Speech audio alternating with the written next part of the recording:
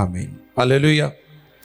सब तैयार हैं कलाम सुनने के लिए? आपकी तालियां बताएंगे कि आप कितने तैयार हैं। हालेलुया। मैं आज सुबह सीख रहा था इबादत में तालियों का तस्वर कॉन्सेप्ट। समटाइम लोग एतराज़ करते हैं कि तालियों का क्या मकसद है। तो आज सुबह मैं एक खादिम को सुन रहा था, उन्होंने बहुत अच्छा थॉट शेयर किया कि ताली बजाना जो होता है ये हमेशा खुशी, शादमानी, एप्रिसिएशन की अलामत होती है। तो जब हम खुदावंद की प्रस्तिश में तालियां बजाते हैं, इट शोज़ कि हम खुशी के साथ सब कुछ कर रहे हैं। तो जड़ा तालियां नहीं बजाता जदा मतलब वो खुश होकर इबादत नहीं करन दिया। तो इसलिए जब भी खुदावंद की प्रस्तिश करें दिल से तालियां बजाएं। गुज़री कल बाइबल कॉलेज की जो ऑनलाइन क्लासेस है जूम पर हमने शुरू किया है। इंटरनेशनल ग्रुप है जिसमें दुनिया भर, अमेरिका, यूरोप, मिडल ईस्ट से बहुत सारे लोग हैं जो ऑनलाइन हमारे साथ आजकल बाइबल कॉलेज का हिस्सा है। तो मुझे कल क्लास पढ़ाने का मौका मिला और पास्टर आसिफ से मैंने मीटिंग की इस हवाले से। तो खुदा ने मेरे दिल में डाला कि स्पिरिचुअल वॉरफेयर जो है उस मौजू पर जो है स्टूडेंट्स को सिखाया जाए। तो गुज़री कल रूहानी जंग के ताल्लुक से एक मौजू था, लेकिन आज जो मौजू है ये फ़र्क है, लेकिन ये भी रूहानी जंग के मुतालिक है, स्पिरिचुअल वॉरफेयर के ताल्लुक से। और आज का जो टॉपिक है वो है सोच का म्यार। आपकी जो सोच है वो म्यारी होनी चाहिए, गैर म्यारी नहीं होनी चाहिए। इसके मुतालिक हम सीखेंगे लॉ ऑफ थिंकिंग, जो सोचने का असूल है उसके मुतालिक हम सीखेंगे। और चलते चलते याद रखें कि आपका जो दिमाग है ये कोई प्ले ग्राउंड नहीं है, ये बैटल ग्राउंड है, ये मैदान जंग है। आपका जो जहन है, आपका जो दिमाग है, ये मैदान जंग है। इसी जगह पर सारे काम होते हैं। जो कुछ आप करते हैं वो यहाँ पर चल रहे होते हैं और फिर आप उस पर एक्ट करते हैं, एक्शन होता है आपका, इम्प्लीमेंट करते हैं, इम्प्लीमेंटेशन होती है, लेकिन वो चीज़ें सबसे पहले यहाँ पर चल रही होती हैं।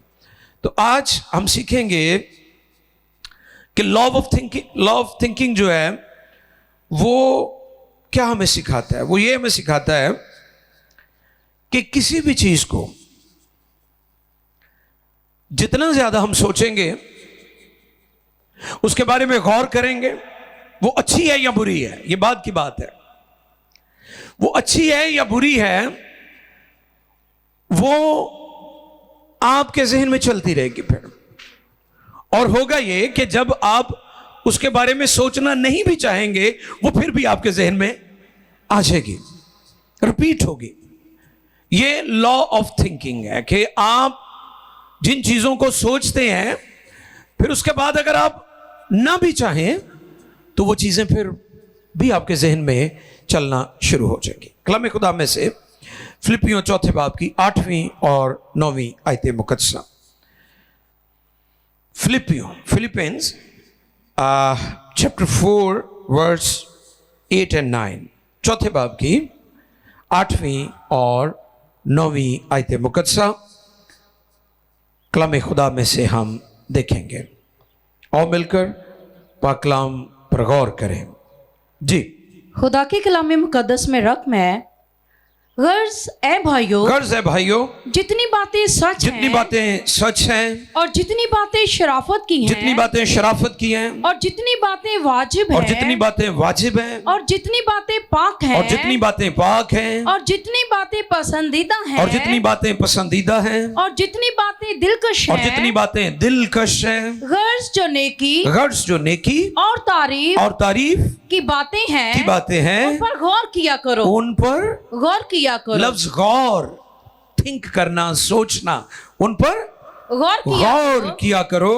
जो बातें तुमने मुझसे सीखी और हासिल की और सुनी और मुझ में देखी। ये पॉइंट नोट कर लें। देखी, ये वर्ड जो है इसको आप काइंडली नोट कर लें।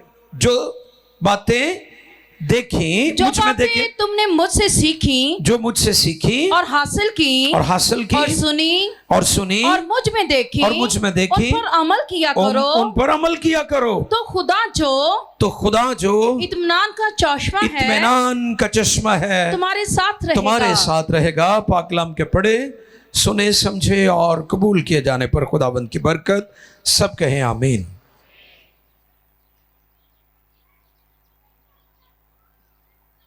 पौलुस रसूल ने ये बातें सिर्फ सिखाई नहीं है चर्च को, बड़ा अहम नुक्ता है ये।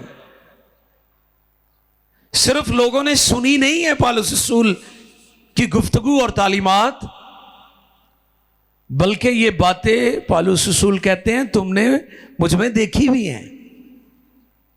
गौरतलब बात है, जो बातें तुमने मुझसे सीखी और हासिल की और सुनी और मुझ में देखी। ये नुक्ता बड़ा अहम है। मुझ में देखी उन पर अमल किया करो, उन पर अमल किया करो। आज जो खादमों का पैगाम मौसर नहीं है ना, उसकी बड़ी वजह क्या है? खादमों ने लोगों को सुनाया है, सिखाया है, दिखाया नहीं है। ये गौरतलब बात है। पौलुस रसूल आलिम बाअमल थे, आलिम बेअमल नहीं थे। आज इंजील का पैगाम मौसर क्यों नहीं हो रहा? क्यों लोगों को तब्दील नहीं कर रहा? क्योंकि जो सुनाने वाले हैं वो आलिम बेअमल हैं, आलिम बाअमल नहीं है। यीशु मसीह की ज़ात अक़दस, खुदावंद यीशु के रसूल, डिसाइपल्स, जितने भी अपोस्टल्स थे, उन्होंने ना के लोगों को सुनाया, सिखाया, बल्कि अपने किरदार और जिंदगी से उस तालीम को दिखाया भी है। और जब लोग देख लेते हैं तो फिर लोग तब्दील हो जाते हैं। यह बात सीखने वाली है आज। यह बात खादिमों के लिए है, यह बात पास्टर्स के लिए है, ये बात मुनादी करने वालों के लिए है, ये बात सिखाने वालों के लिए है, ये बाइबल सेमिनरी के स्टूडेंट्स के लिए कि जो कुछ आप सीख रहे हैं, सुन रहे हैं, वो आपके किरदार में नजर आना चाहिए। मुझ में देखी है। पौलुस का दावा इसलिए मजबूत है, उसकी तालीम इसलिए मौसर थी क्योंकि वो बातें पौलुस रसूल की जिंदगी और किरदार में नजर आती थी। कौन सी बातें थी? चलें उन पर गौर करें। 8 बातें हैं, वो 8 नोट कर लीजिए। 8 बातें हैं। नंबर 1, जो बातें सच, ट्रूथ जो है, सच्चाई जो है, उसकी बात कर रहे हैं, सच। नंबर 2, सेकंड, दूसरी चीज शराफत, नोबल। शराफत औखी हो गई आजकल, लबड़ी। शरीफ बंदे नहीं थानू मिलणगे, ये बड़ा मुश्किल हो गया आज।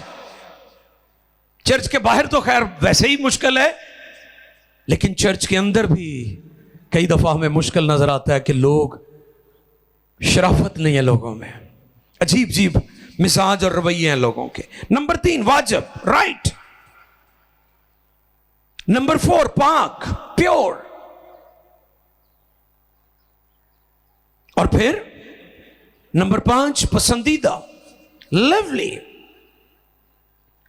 नंबर 6, दिलकश, एडमायरेबल। और नंबर 7, नेकी, एक्सलेंट। और नंबर 8 जी, तारीफ की बातें, प्रेज़वर्दी। पौलुस रसूल फिलिपी के चर्च को, फिलिपी के ईमानदारों को यह पैगाम दे रहे हैं कि ये 8 बातें मैंने तुम्हें सिखाई भी हैं, तुमने सुनी भी हैं और मेरे किरदार में देख भी ली है, इसलिए इन पर अमल किया करो। क्या किया करो? अमल किया करो। गर्ज जो की और तारीफ की बातें हैं, उन पर गौर किया करो। क्या किया करो? गौर किया करो। मैंने शुरू में आपको यह बात सिखाई थी, सोच का म्यार होना चाहिए आपका।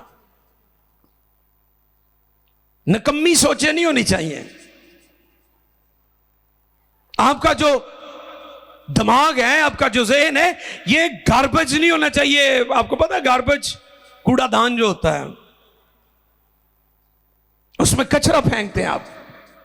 अब कई लोगों का जो दिमाग है वो कचरे की टोकरी बना हुआ है, हर तरह के निकम्मे, बेहुदा, नापाक ख्यालात से भरा हुआ है। निकम्मी गुफ्तगू क्योंकि निकम्मी सोच है, निकम्मा किरदार क्योंकि निकम्मी सोच है। इस वजह से आप पाक जिंदगी बसर नहीं कर रहे, क्योंकि आपके ख्यालात जो हैं वो नापाक हैं। लिखा है जैसे तेरे अंदेशे हैं तो वैसे ही है, जैसे तेरे दिल के अंदेशे हैं तो वैसे ही है। अगर सोचे निकम्मी होगी तो जिंदगी भी निकम्मी होगी। बुरी सोचें जहर की मानिंद है, पॉइजन, जो जान ले लेता है, जो मार देता है, जो जान ले लेता है। ये सोचें आपकी जान ले लेंगी, आपको रूहानी तौर पर बर्बाद कर देंगी। निकम्मी और मनफी सोचें।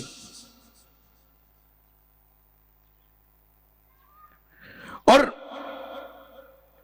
जब ये पैगाम मेरे सामने था तो मैं गौर कर रहा था इस बात पर कि अगर आपके ख्यालात, आपकी सोचें पाक होंगी तो आपकी जिंदगी भी ठीक है। ये लॉ ऑफ थिंकिंग है। अगर आपकी सोचें पाक होंगी तो आपकी जिंदगी भी, और अगर आपकी सोचें मसीही होंगी, यह गौर करने वाली बात है, अगर आपकी सोचें मसीही होंगी तो फिर ही आप मसीही होंगे। तो जो सोचा ना मसीही होइया तो फिर तुम मसीही भी नहीं बनना। कई कहते मैं मसीही है वहां, सोचा मसीही नहीं। अगर आप चाहते हैं ना कि आप मसीही हो तो फिर मसीहियों की तरह सोचा भी करें। अगर आप मसीही बनना चाहते हैं, मसीही नजर आना चाहते हैं, मसीह आपके किरदार में नजर आए, मसीह की खुशबू आपकी जिंदगी, आपकी गुफ्तगू, आपके चाल चलन में आए, तो फिर आपकी सोच भी मसीह होनी चाहिए। एक और पॉइंट है सोचों के ताल्लुक से, खुद तरसी, सेल्फ पिटी।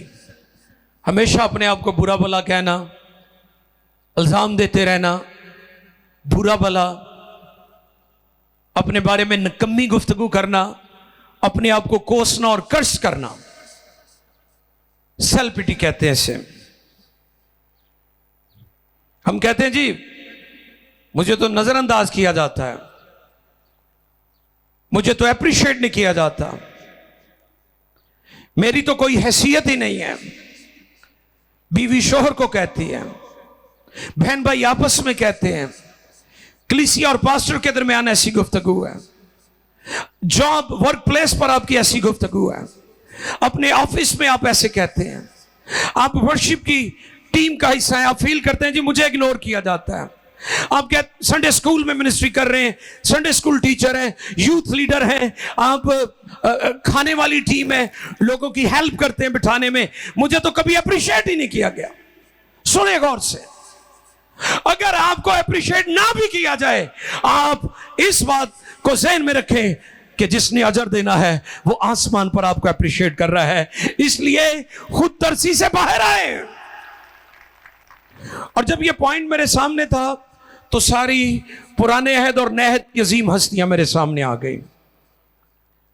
बाइबल मुकद्दस में, ओल्ड टेस्टमेंट में जितनी बड़ी बड़ी बुजुर्ग हस्तियां वो मेरे सामने आ गई, उन्होंने कभी किसी से एप्रिसिएशन नहीं ली थे।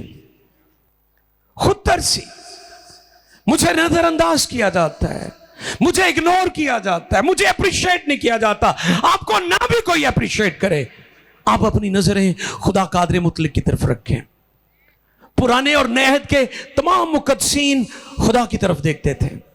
मूसा के बारे में लिखा है, इब्रानियों के खत का मुसन्निफ कहता है, और ईमान ही से मूसा ने बड़े होकर फिरौन की बेटी का बेटा कहलाने से इनकार किया, और उसने गुनाह की चंद रोजा जिंदगी का लुत्फ उठाने की निस्बत खुदा की उम्मत के साथ बदसलूकी बर्दाश्त करना ज्यादा पसंद किया, क्योंकि उसकी निगाह अजर पाने पर थी। उसने इंसानों से अजर नहीं मांगा, उसे पता था मेरा अजर देने वाला आसमान पर है, खुदा कादिर मुतलक है। और इब्रानियों के खत का मुसन्निफ ये जो बात कर रहा है कि मसीह की खातिर लान तानो, यानी मूसा एक अजीम बड़ी हस्ती है बाइबल मुकद्दस में, ओल्ड टेस्टामेंट के अंदर एक बड़ी बहुत अजीम तर हस्ती है, लेकिन वो मसीह की खातिर दुख उठा रहे थे। मसीह की खातिर उन्होंने ये सारा परसिक्यूशन सहा। मेरे अजीजों, हमें इस बात को अंडरस्टैंड करना है कि अगर हमारे ख्यालात पाक हैं तो जिंदगी भी, बोल देना, अगर हमारे ख्यालात पाक हैं तो हमारी, अगर हमारा जहन सेहतमंद है तो हमारा बदन भी सेहतमंद होगा। आज मैं आपको ये बात बताना चाहता हूं कि आपके बीमार रहने की वजह क्या है, क्योंकि आपका जहन बीमार है, आपकी सोचें बीमार है, आपका बदन आपके जहन के मुताबिक चलता है। जैसे पिछले दिनों मैंने बताया था, आपकी बॉडी आपके अल्फाज को फॉलो करती है। आप जो टॉक करते हैं, आपकी जो गुफ्तगू होती है, आपकी बॉडी उसको फॉलो कर रही होती है। अगर आप अच्छी गुफ्तगू करेंगे, आपका बदन सेहतमंद रहेगा और राइट डायरेक्शन में जाएगा, और अगर आप निकम्मी गुफ्तगू करेंगे, आपका बदन उसी चीज को फॉलो करेगा और उसी की पैरवी में चलेगा। इसी तरह लॉ ऑफ थिंकिंग यह है कि जो कुछ आप सोचते हैं, आपकी बॉडी उसी को फॉलो करती है। अगर आपकी सोचें निकम्मी है,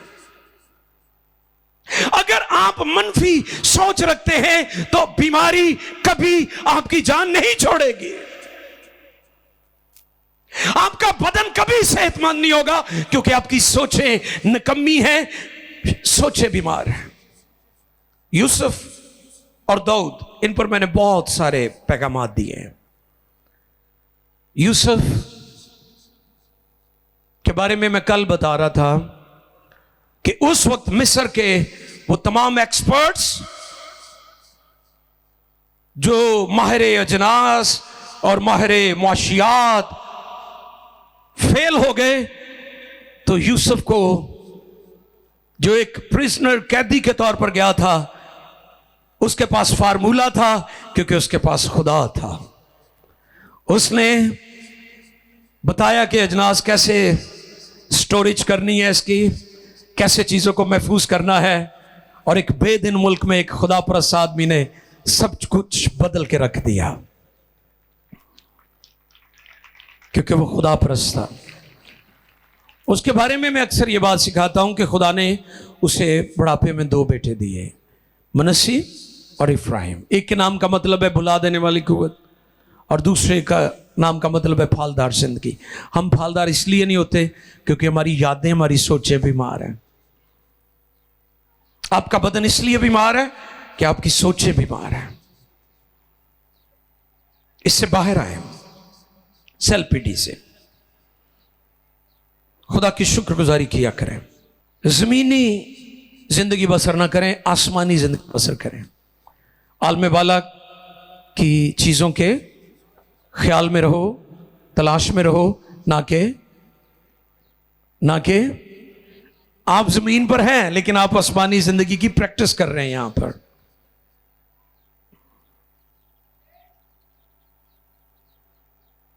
दूसरा पॉइंट है इस मौजू पर, ब्लेमिंग, एक्विजिशन, इल्जाम तराशी। हम हमेशा दूसरों पर इल्जाम लगाते हैं। आदम और हवा की कहानी भी ऐसी है। आप जानते हैं कि खुदा ने जब आदम से पूछा ये क्यों किया, तो उसने किस पर इल्जाम लगाया? हाँ जी, उन्हें माई थे, अम्मा जी थे, इल्जाम लगाया था। अम्मा जी ने पूछा अम्मा जी वो काम होर तेज सी, अम्मा जी होर पासे न तुर पई, वो किधर चल पड़ी? हाँ जी, सांप पे। इंसानी फितरत है, कोई ना कोई कुर्बानी का बकरा लभदा रहिंदा है कि किन्नू ज़िबा करना है, किन्नू जनाब कित इल्जाम लाना है। घरों में भी ऐसे ही होता है, मुआशरे में भी ऐसे ही है, चर्चेज में भी ऐसे ही है, सोसाइटी में भी ऐसे ही है, अदारों में भी ऐसे ही है कि एक दूसरे को ब्लेमिंग, एक दूसरे को इल्जाम देते रहते हैं, तेरी वजह से, तेरी वजह से, तेरी वजह से, तेरी वजह से, तेरी वजह से। कोई शख्स अपनी गलती मानने और कबूल करने के लिए तैयार नहीं है। जो अपने गुनाहों को छुपाता है कामयाब ना होगा, जो उसका इकरार करके उसको तर्क करता है उस पर रहमत होगी। Thank you. दूसरों को इल्जाम ना दें, अपनी गलती को माने। बहुत कम लोग आपको मिलेंगे कलीसिया में जो ये कहेंगे कि भाई साहब मुझे सिखाएं, मुझ में कोई कोताही तो नहीं है। आज जिसको भी आप देखेंगे वो आपको जनाब होली होली मिलेगा, हैं? हाँ, मैं अमेरिका में था तो एक चर्च स्पेनिश था, आसिफ भाई भी वहाँ जाते हैं, तो मैंने कहा अमरीकी तो होली होली ने सारे, क्योंकि हर चीज़ तो इनका कल्चर है। गुनाह को भी इन्होंने कल्चर का नाम दे दिया। ये जी कल्चर है हमारा, ये जी कल्चर है, ये कल्चर है। अगर आप गुनाह की तशरीह नहीं कर सकते तो आप गुनहगार की भी तशरीह नहीं कर सकते। यह बड़ा जरूरी है। If you don't describe sin you can not describe sinner. आपको अंडरस्टैंड करना होगा इस चीज को, चर्च को, ईमानदारों को, बरगजीदों को, खून खरीदों को अंडरस्टैंड करना होगा कि हम कहां पर हैं। यह इल्जाम आज हमारी सोसाइटी, हमारे मुआशरे, हमारे खानदानों को बर्बाद कर रहा है, और इल्जाम गुनाह का बीज भी है। जब आप किसी को इल्जाम देते हैं तो आप उसकी जिंदगी में गुनाह का बीज बो रहे होते हैं। इसलिए मैं कहता हूं कि हमें बार बार नहीं ये कहना चाहिए हम गुनहगार, हम गुनहगार। अगर आप अभी भी गुनहगार हैं तो फिर सलीब पर वो क्यों कफारा दे रहा था? लिखा है हमारे खिलाफ और हमारे नाम पर और हमारे खिलाफ गुनाहों की वो दस्तावेज, ठीक है, उसने क्या किया? उसे सलीब पर कीलों के साथ जड़कर हमारे सामने से हटा दिया है, यानी हमें बे इल्जाम ठहराया है, हम रासबाज ठहराए गए हैं। इस बात को अंडरस्टैंड करने की जरूरत है। इल्जाम लगाना शैतान इब्लीस का काम है।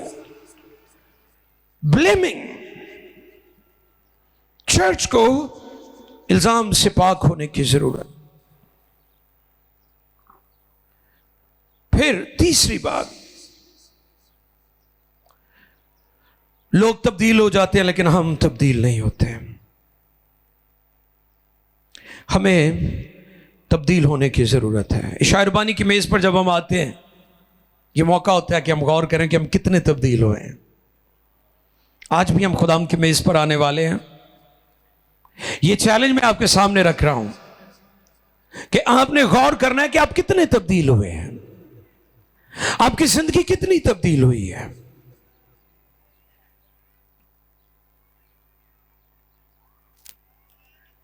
और चौथा पॉइंट है एंगर, गुस्सा। मैंने पहले भी बताया था कि आपकी जिंदगी में गुस्सा आ सकता है, लेकिन आप डेंजर जोन में एंटर ना हो। गुस्सा तो करो, मगर कई लोग डेंजर जोन में चले जाते हैं। गुस्सा जब आता है तो फिर बहुत ही आ जाता है, फिर नहीं पता चलता की बढ़िया है। ना खातून को पता चलता है, ना साहब को पता चलता है। गुस्सा कई दफा में इंतहा पसंद बना देता है और हम डेंजर जोन में एंटर हो जाते हैं।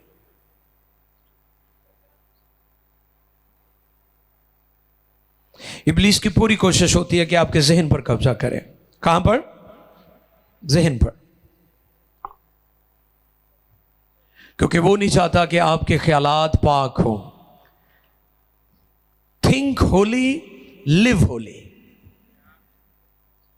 पाक सोच होगी तो जिंदगी भी पाक होगी।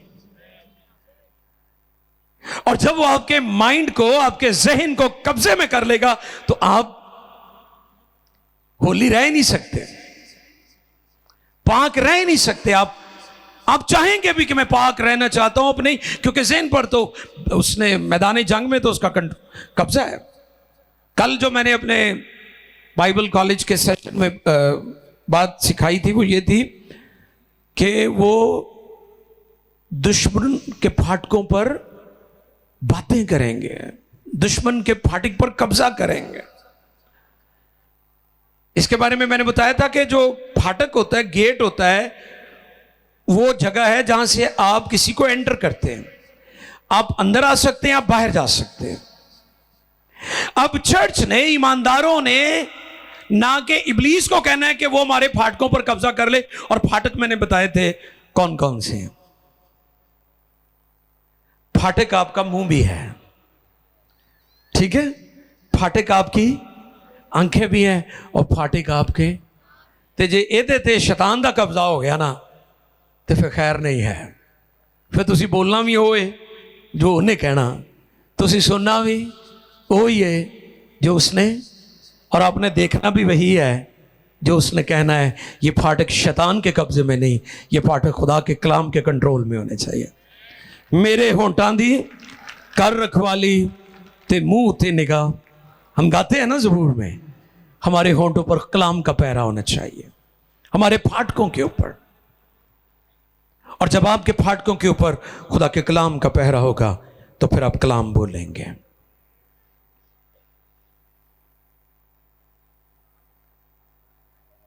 लोगों ने पाकीज़गी को कपड़ों और खाने तक महदूद कर दिया है ना। पिछले दिनों एक दानिश्वर ने बात लिखी थी कि अच्छे कपड़े और महंगा परफ्यूम लगाने से आपके किरदार की गंदगी और बदबू खत्म नहीं होगी। कई लोगों ने चिट्टे कपड़े पाए होंगे ने ते किरदार काला होंदा है। यस, गुफ्तगू निकम्मी होती है, चाल चलन निकम्मा होता है।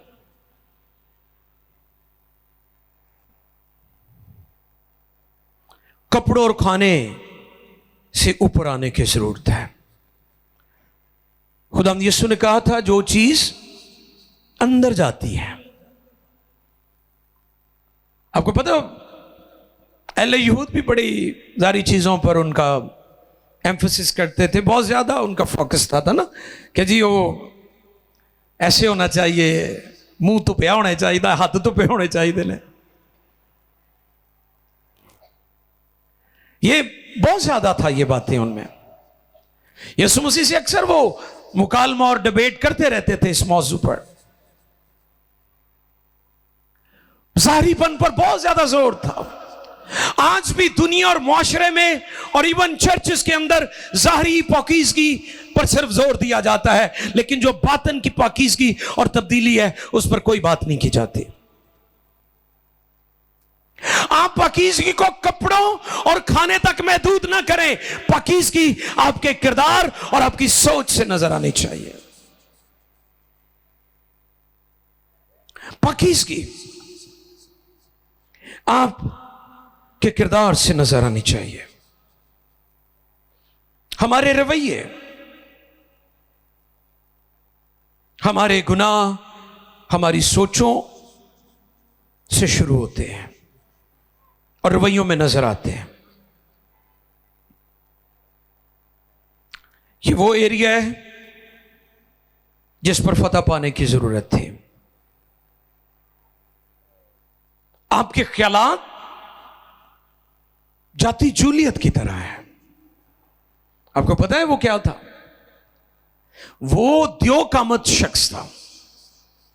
और मैंने बताया था आपको पहले भी कि 300 पाउंड, तकरीबन 150 किलो के करीब या 125 किलो के करीब उसका वजन था, जो लिबास उसने पहना होता था। आपके डपा रहा होएगा है। उसकी उंगली का जो साइज है 11 इंच था। ऐसी औरत हमने हड़प्पा म्यूजियम में देखी है, शायद भाई एस्टर आप भी साथ थे। तो उस औरत का हाथ ही इतना बड़ा था। तो फिर मुझे अंदाजा हुआ कि जाती जूलियत तफकीश है होएगा, जॉइंट था वो। आपके निकम्मे ख्यालात जाती जूलियत की तरह है, इनको मारने की जरूरत है, वरना वो ललकारता रहेगा, वरना वो तस्लील करता रहेगा, वरना वो हकारत करता रहेगा। अगर आप इन ख्यालात के कंट्रोल और कब्जे में रहें, जो निकम्मे हैं, जो बुरे हैं, जो मनफी हैं, ये सोचें जाती जूलियत की तरह आपकी तस्लील करती रहेंगी। और जिस दिन आप इस जाती जूलियत पर जो सोचो और ख्यालात का जाती जूलियत है, इसे मार दिया, फिर आप भी दाऊद की तरफ फाते हो जाएंगे और गालिब आने वाले ईमानदार बन जाएंगे। ये जाती जूलियत है, इसे मारो, इस पर गालिब आने की जरूरत है। इसलिए पौलुस रसूल कहते हैं, गर्ज है भाइयों, जितनी बातें सच हैं, जितनी बातें शराफत की हैं, जितनी बातें वाजिब हैं, और जितनी बातें पाक हैं, और जितनी बातें पसंदीदा हैं, और जितनी बातें दिलकश हैं, गर्ज जो नेकी और तारीफ की बातें हैं, उन पर गौर किया करो। आपकी सोचें ये होनी चाहिए, आपके ख्यालात ये होने चाहिए। आप हमेशा इन बातों को अपनी जिंदगी में अपनाए रखें और निकम्मे ख्यालात के जाती जूलत को कलाम के पत्थर से मारें और फतहमंद और बाबरकत और जलाली ज़िंदगी बसर करें। और सब खड़े हो जाएं, और सब खड़े हो जाएं। सलामों के लिए आंखें बंद कीजिए। सब बहन भाई खड़े हो जाएं, सब खादमीन खड़े हो जाएं, बच्चे बूढ़े जवान सब खुदा की हुज़ूरी में खड़े हो जाएं। Hallelujah, hallelujah. मैंने भी, मेरे भाई भी, बच्चे बूढ़े जवान सब लोग सलामों के लिए दुआ करना शुरू करें। सलामों के लिए दुआ करना शुरू करें। शाबाश, आजादी है, आजादी है। गैर जुबान में भी दुआ करें, जहां रूह है वहां आजादी है। जो गैर जुबान में दुआ करता आदमियों से नहीं, खुदा से बातें करता है। खुदा से बातें करें, खुदा से गुफ्तगू करें। सब मेरे भाई, सब मेरी बहनें, सब बच्चे, सब दुआ करें, सब दुआ करें, सब दुआ करें। ज़बारा का धालारा, ज़बारा का धालारा। मारे इस जाती जूलियत को, निकम्मे ख्यालात का जाती जूलियत। मारे कलाम का पत्थर इसे, मारे कलाम का पत्थर, मारे कलाम का पत्थर इसे और गिराएं। और जाती जूलियत को मारे, कलाम के पत्थरों से मारे, रुल्कुस की कुव्वत और कुदरत से मारे, यस्सु के लहू से गालिब आए, यस्सु के लहू से गालिब आए, यस्सु के लहू की बदौलत गालिब आए। सब बहनें, सब भाई, बच्चे, सब दुआ करो। खुदावंद आज का कलाम बहुतों के लिए डिलीवरेंस का बाइस हो जाए। वो जो अपने ख्यालों की कैद में है, निकम्मे ख्यालात, मनफी सोचे, नापाक सोचे, यीशु के नाम में आज बहुत सारे लोग निकम्मी और बुरी सोचों से आजाद हो जाए। उनके ख्यालात क्रिश्चियन हो जाए, क्रिश्चियन थिंकिंग हो जाए, क्रिश्चियन थॉट्स हो जाए, क्रिश्चियन माइंड हो जाए, ताकि क्रिश्चियन लाइफ हो जाए। रबा रखा धाला रज़े ब्रेके दे। हम दुआ कर रहे हैं, जो नाज़रीन है वो भी दुआ में ठहरे रहे। खुदा पाक रूह कुछ बड़ा कर रहा है आज सुबह, खुदा कुछ अमेजिंग कर रहा है। आपके जीवन में कलाम की कुदरत से वो काम जो पहले कभी नहीं हुआ वो आज शुभ हो रहा है। पाकरू आपके ख्यालात को, आपके दिमाग में से जो हर तरह की नापाकी है, गंदगी है, बुरे ख्यालात है, उनको निकाल रहा है। यीशु के लहू से आप धुल रहे हैं। समथिंग स्पेशल, कुछ खास हो रहा है आपके जीवन में। समथिंग अमेजिंग, हैरान कुन हो रहा है आपकी जिंदगी में। ओ रे बेखे दे ले रे सेब रखा डाला। खुदाबंद आज बहुतों को इस जाति जूलियत से निजात दे। यीशु के नाम, बुरे ख्यालात का जाति जूलियत, यीशु के नाम से, बुरी सोचों का जाति जूलियत, यीशु के नाम में इनकी जिंदगी से, इनके जहन से, इनके ख्यालात से, तस्वुरात से, इमेजिनेशन से चला जाए राइट नाउ। और इन्हें पाक सोचें अता कर, इन्हें हेल्दी माइंड दे, इन्हें सेहतमंद जहन अता कर, ताकि इनके बदन सेहतमंद हो जाए, इनकी गुफ्तगू सेहतमंद हो जाए, इनका किरदार और चाल चलन सेहतमंद हो जाए।